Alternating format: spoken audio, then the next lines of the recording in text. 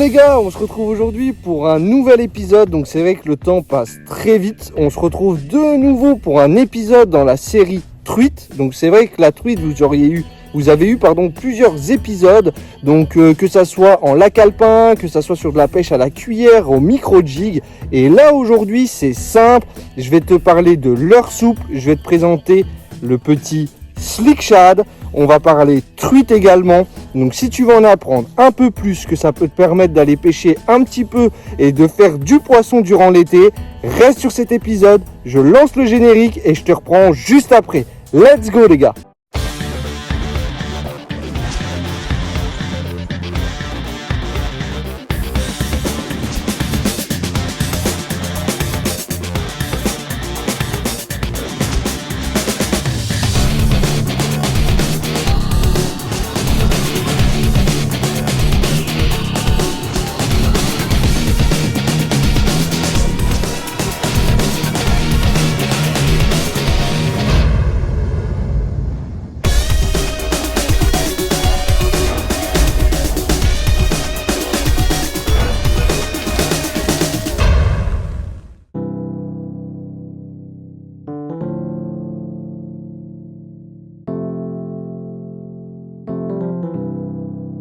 Bon les gars, je suis trop content de vous retrouver aujourd'hui.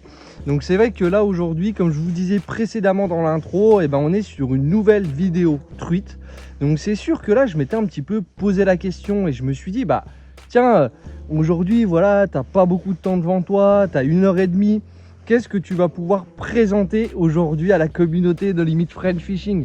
Et c'est vrai que je me suis dit tiens, cuillère, micro jig.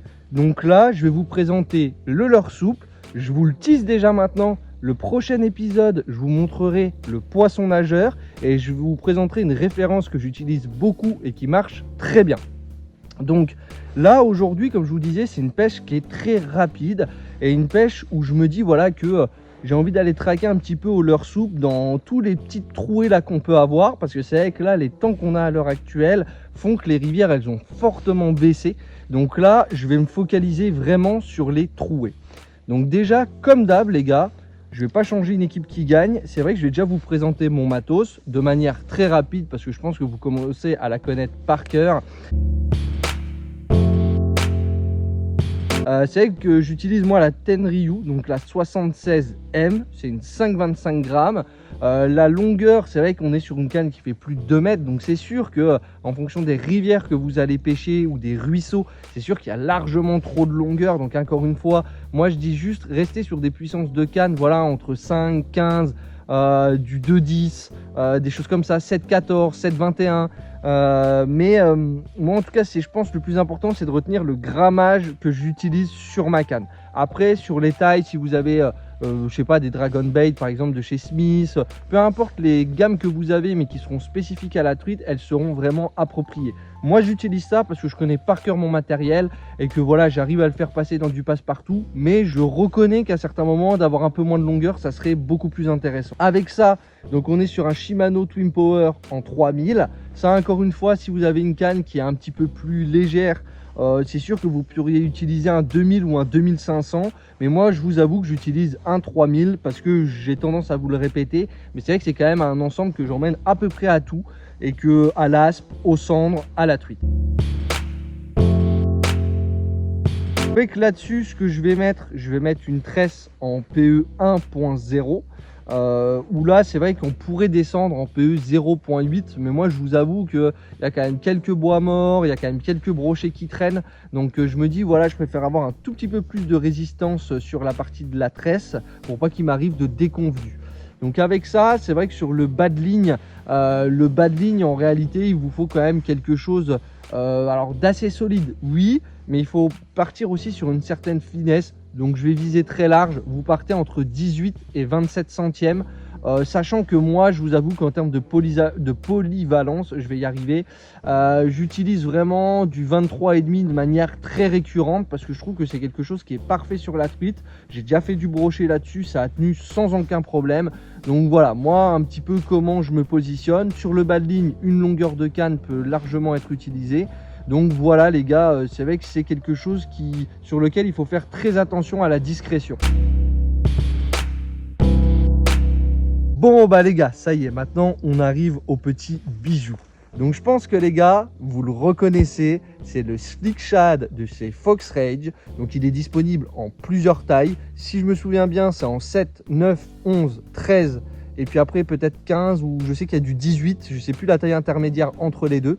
Mais moi je l'ai pris en 7 cm avec un fameux coloris qui est pour moi sûrement l'un des meilleurs de chez Fox, le Hot Olive. Ça c'est vraiment quelque chose avec son petit ventre orangé. Ça marche aussi bien sur des pêches en ultra léger, sur de la perche, ça marche en mer. Enfin vraiment moi j'ai fait du poisson sur toutes les espèces et sur toutes les tailles en réalité.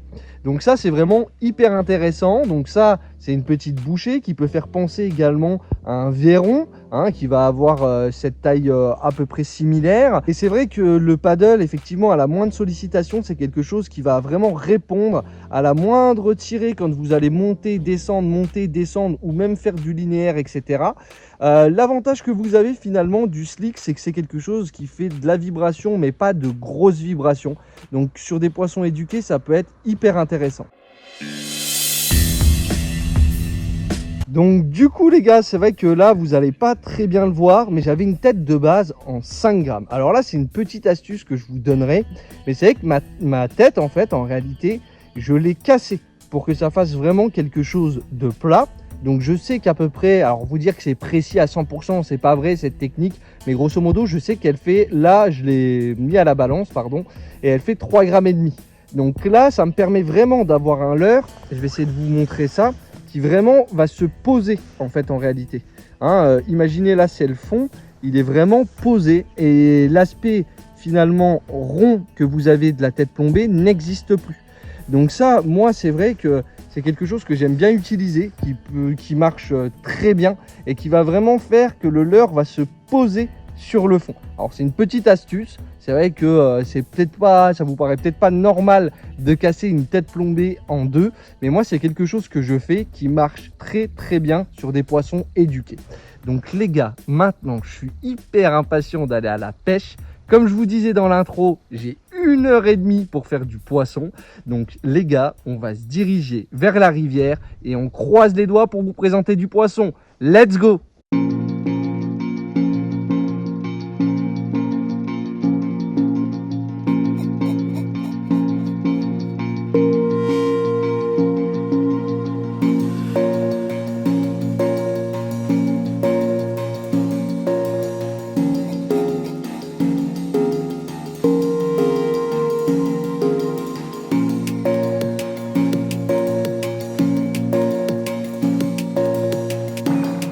Bon bah les gars, franchement c'est magnifique. Regardez-moi la petite surprise là.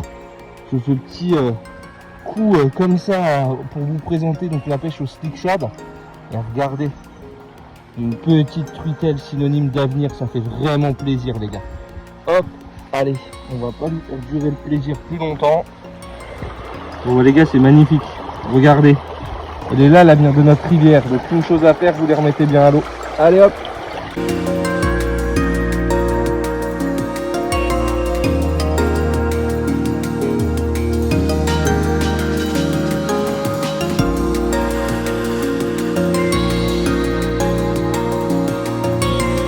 Bon bah les gars, je suis trop content. Donc c'est vrai que là cette approche au leurre souple, elle s'avère plutôt payante. Alors c'est vrai que là j'ai eu on va dire un petit passage à vide là parce que j'ai enchaîné 4 poissons décrochés. Donc c'est vrai que dans les 4 poissons, il y avait vraiment une truite à mon avis dans les 35, il y en avait une autre qui faisait dans les 30-33. J'en ai décroché une qui devait faire 28 et puis j'en ai décroché aussi une petite dans les 20-23 je pense. Et voilà, donc c'était un peu difficile, c'est vrai que ça m'énervait un peu parce que c'était vraiment pas évident. Comme vous l'avez vu donc précédemment, c'est vrai que j'arrive à sortir cette truitelle.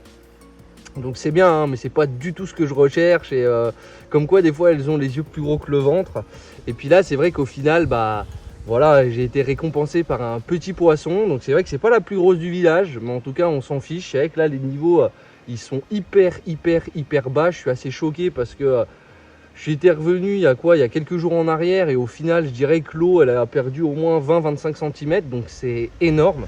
Mais les gars, je vais vous présenter la petite bête là que j'ai faite. Je l'ai bien laissé reposer dans l'épuisette, un magnifique poisson. Hop, je vais te présenter la bête. Oula, elle est bien vive, donc comme quoi c'est important les gars déjà de ne pas aller pêcher quand l'eau elle est trop chaude. Donc là l'eau elle est parfaite. Et puis secondo, de bien laisser les truites dans l'épuisette. Là, elle attend qu'une chose, c'est que je lui rende sa liberté. Regardez-moi ça, les gars. Regardez. Une petite truite, mais magnifique. Une belle petite sauvage. Donc là, on est sur un poisson de 28. Un super joli petit poisson, là. Bien doré. Je te montre ça d'un peu plus près. Et voilà, hein, ça, c'est un poisson, en fait, pour l'anecdote, je me prends dans une branche. J'ai mon leurre souple qui est à la surface et la truite qui est venue complètement l'éclater à la surface. Donc c'est magnifique, je suis quand même très content. Hop, hop, oula, elle a failli se faire la malle. Donc comme quoi c'est important de manipuler les truites au-dessus de l'eau. Hop, je vous la remonte les gars. Donc voilà, ça c'était vraiment un poisson en tout cas qui a été opportuniste, qui est venu gober à la surface, donc mon leurre de surface, enfin mon leurre souple pardon. Et ça je suis vraiment très content.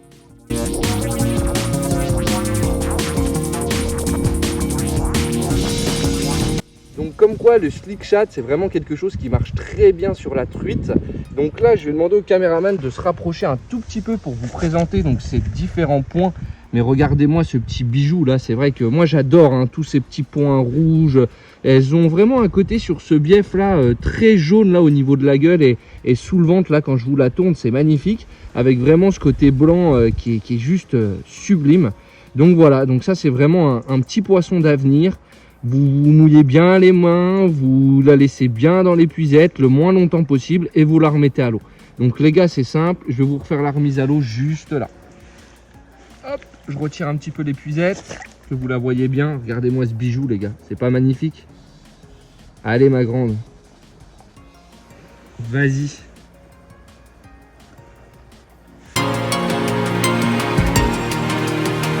Bon bah les gars, ce que je voulais vous dire aussi également, c'est vrai que quelque chose qui est hyper important quand vous allez pêcher la truite, alors en tout cas moi à titre personnel, je n'irai pas pêcher la truite sans, quand vous allez pêcher au leurre souple, c'est surtout rajouter de l'attractant. Donc là j'ai du Nitro Boost de chez Ilex. Donc après vous donner un goût en particulier, ça sincèrement j'ai pas de goût à vous donner en particulier. Il y en a divers et variés qui marchent. Par contre la seule chose peut-être des fois qu'il ne faut pas oublier, c'est que là, admettons, je mets quelque chose d'orangé et que je le mets, hop là, il est où? Il revient vers nous.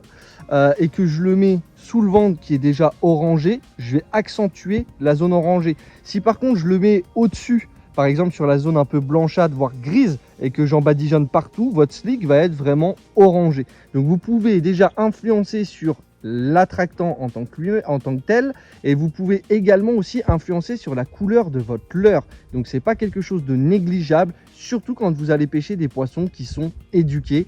Et je sais qu'il y a toujours ce débat de dire oui c'est trop cher pour ce que c'est. Moi très sincèrement pour l'utiliser sur plein d'espèces, oui on voit la différence avec et sans attractant. Donc les gars, n'oubliez pas d'en avoir dans vos boîtes.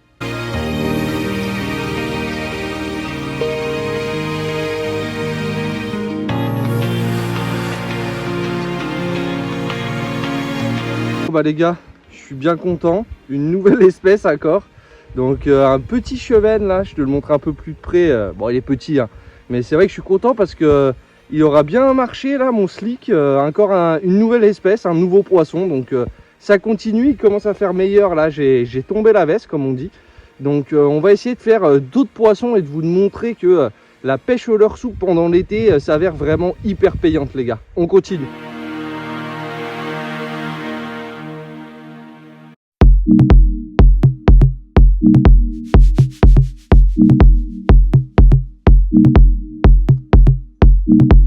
Bon bah les gars, je suis assez content là. C'est vrai que avec quand les truites elles sont un peu moins mordeuses, bah on fait de la petite perche là, donc ça fait bien plaisir. Alors après moi ce que je trouve hyper étonnant, c'est que comme vous voyez, hein, regardez, aïe, je l'ai lâché. Donc déjà, je le rappelle, hein, pour tenir une perche, vous lui mettez bien la main dans la gueule. Mais regardez comment elles sont orangées. Alors le blanc, peut-être pas forcément encore, hein, mais elles sont vraiment bien orangées. Et ça commence quand même à devenir un peu blanchot. Donc c'est vrai qu'on se rend compte que les eaux, elles sont quand même hyper froides. Mais bon, voilà, hein, c'est un beau poisson. Là, comme vous pouvez voir, honnêtement, elle a bien mangé. Je sens que c'est bien gonflé là dans l'estomac. Donc là, c'est pareil, ça, ce genre de poisson, ça va manger des gamards, ça peut manger des petites écrevisses, ça va manger du verron. Donc voilà, c'est pas un gros poisson, encore une fois, mais pour une rivière de première catégorie, ça fait plaisir. Donc les gars, hop, je remets à l'eau cette petite bête là. Et puis on se retrouve après avec du poisson, je l'espère.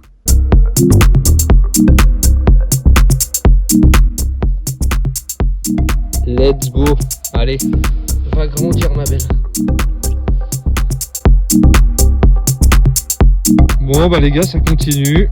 Toujours un chevel, mais bon, ça fait plaisir. Donc comme quoi, hein, un petit poisson comme ça, il n'hésitera pas à attaquer même un leurre de 3 pouces. Allez, on le remet à l'eau.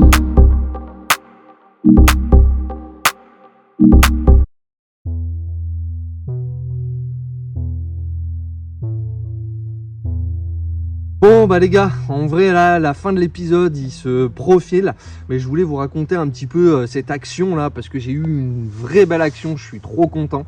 Donc c'est vrai que pour vous expliquer vraiment dans l'intégralité, c'est vrai qu'en fait il y a quelques temps en arrière j'étais venu et l'eau était encore très basse, et c'est vrai que bah voilà, j'avais fait l'erreur de descendre la rivière au lieu de la remonter. Et en fait, la truite, elle m'était partie devant les pieds. Moi, je me dis, allez, je sais qu'elle est là, peut-être qu'elle a eu peur, mais peut-être que juste je l'ai décalée, etc. Je lui lance devant et malheureusement, elle tape dans le poisson nageur. Je la vois, boum, elle met un coup de tête, elle se décroche. Je me dis, putain, ça fait chier, pardon de dire ça comme ça pour YouTube. On verra si je floute ça. Mais c'est vrai que dans l'idée, voilà, je me dis, c'est dommage, je loupe un poisson. Et c'est vrai que là, voilà, là on est sur une zone en fait où, si vous voulez, ça fait un courant qui passe, une petite zone où ça s'élargit, où il y a un tout petit peu plus d'eau. Après voilà, là aujourd'hui l'idée c'est qu'on n'a vraiment pas beaucoup d'eau, et c'est ça qui est très très très embêtant à l'heure actuelle, malgré qu'il fasse pas très chaud. En plus là, ils annoncent des remontées et des hausses de température, donc ça présage rien de bon pour cette petite rivière de première catégorie. Et c'est vrai que là, donc je viens et voilà, je m'imagine, donc si vous voulez, il y a 2 cailloux qui sont comme ça. Là, ça s'élargit un petit peu, donc je passe vraiment dans la première veine. J'accompagne un petit peu, etc. Je me prends une belle touche, j'envoie un beau ferrage. Le poisson met une totale détention, c'est-à-dire qu'au lieu de vraiment le sentir, il va partir totalement sur la gauche. Donc je me dis, je l'ai pas, etc. Et là, c'est vrai que boum, je vois le poisson arriver. J'étais assez content parce que je me dis, waouh, c'est pas un poisson commun, en tout cas pour ce secteur-là. Donc je vais vous présenter là la petite bête là, parce que je suis content, ça fait vraiment partie d'une des espèces qui me manquait cette saison. Alors normalement de base, je dis tout le temps, voilà, prendre une arc-en-ciel sur la période d'ouverture, une truite de lâcher, ça me débecte un petit peu, et ça encore une fois j'en profite pour dire mon avis là-dessus, où j'espère qu'un jour ou l'autre notre argent des cartes de pêche servira à autre chose que mettre des poissons qui ne sont pas sauvages dans des milieux pour les bouleverser. Ça, je trouve ça assez scandaleux, alors que si aujourd'hui on adoptait plutôt cette logique de préservation en prenant des poissons de souche et en remettant des poissons de souche dans la même rivière, ce qui ferait à terme des poissons sauvages en fait en réalité. Mais voilà, là-dessus je trouve qu'il y a un problème, mais je vais arrêter de débattre là-dessus, je vais vous présenter la bête, c'est le plus important. Alors là pareil, encore une fois je le répète, je l'ai bien laissé dans l'épuisette. Donc ça c'est hyper important, hein, quand vous manipulez les poissons, laissez-les bien dans les épuisettes. Hop, regardez-moi ça les gars, c'est peu commun, et encore moins commun que je me dise que je suis fou d'avoir fait ce poisson. Alors hop, je la laisse encore un tout petit peu la gueule dans l'eau. Et les gars, regardez-moi ça. Comme quoi le slick shad, ça attrape vraiment de tout. Regardez les gars, regardez la belle bête. Je suis trop content. Une belle arc-en-ciel. Magnifique poisson, magnifique touche. C'est vrai que je pensais vraiment pas toucher ça aujourd'hui. C'est très fragile, donc encore une fois là je pense que je vais demander à la caméraman de vraiment comment dire, m'accompagner. Donc regardez, là quand vous manipulez une truite, je pense que je vais même me permettre de pouvoir la lâcher. Vous la laissez bien, donc là elle est la gueule dans l'eau. Là, l'avantage que je vais pouvoir avoir, c'est vous présenter. Ça, c'est un poisson qui a été mis sûrement à un lâcher, c'est vrai, mais ça fait quelques temps qu'il est dans la rivière. En plus, là, vous voyez bien que l'eau, elle est froide. Et là, ce que je trouve magnifique, c'est regarder la nuance de violet sur cette zone. Cette bande-là qui redescend, c'est juste magnifique, les gars. Et là, ben voilà, un caractéristique de la truite arc-en-ciel, tous ces petits points noirs, la petite bande violette. À l'inverse de la truite fario que je vous ai présenté tout à l'heure, il n'y a pas du tout ce côté jaunâtre qu'on va avoir ici ou sur la gueule ici. Là, bah du coup, voilà, hein, c'est pas un poisson sauvage, donc effectivement, hein, c'est vrai que il n'y a pas ces fameux points rouges que vous pouvez avoir sur l'arc-en-ciel. Mais en tout cas, voilà, je suis hyper content. C'est un beau poisson. Honnêtement, certains diraient voilà que c'est pas un poisson sauvage, donc il faut la tuer. Mais quand je vois ces truites comme ça, et vraiment elle est magnifique. Et ça, je vous le dis encore une fois, c'est pas un poisson à mes yeux qui est là depuis simplement cette ouverture. Il doit être là au moins depuis 1 an. Et voilà, on peut dire que c'est un poisson qui commence entre guillemets à devenir plus ou moins sauvage de par sa robe. Voilà. Donc les gars, je vous la représente une dernière fois. Comme ça, je vais conclure cet épisode sur la pêche au slick shad. Donc vous voyez, hein, le fait de les laisser vraiment dans vos épuisettes, elle est vraiment vive.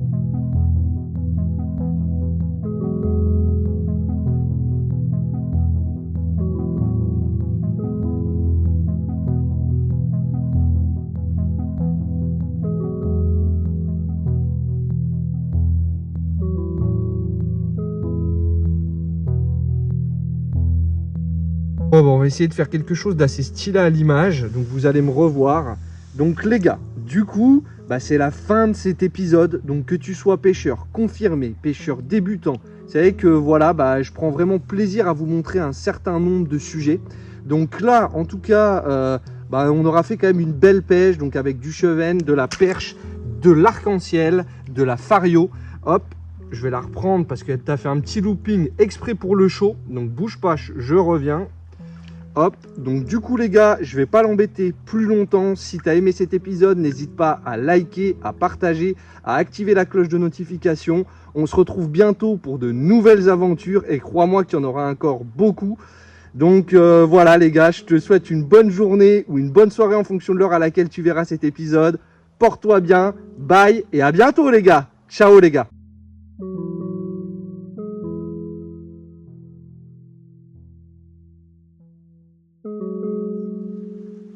Bon bah les gars, on va la remettre dans l'eau. Allez, pars petit papillon. Un beau poisson de 37 du coup qu'on vient de mesurer. C'est parti.